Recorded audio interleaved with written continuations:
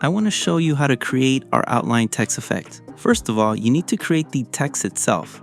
Select your type tool and click on your previous screen. Type the text that you want, then head over to the Essential Graphics panel. If you don't see this panel, you can activate it by going to Window and click on the Essential Graphics. Double-click your text on the previous screen so it highlights your text completely. Go to Essential Graphics and make whatever changes to the text that you want. Scroll down and uncheck the Fill option, and then check off the Stroke option.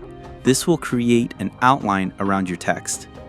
You can also increase or decrease the size of your outline by changing this value to the right of the Stroke option as you want. Help to grow this channel, put your like and subscribe.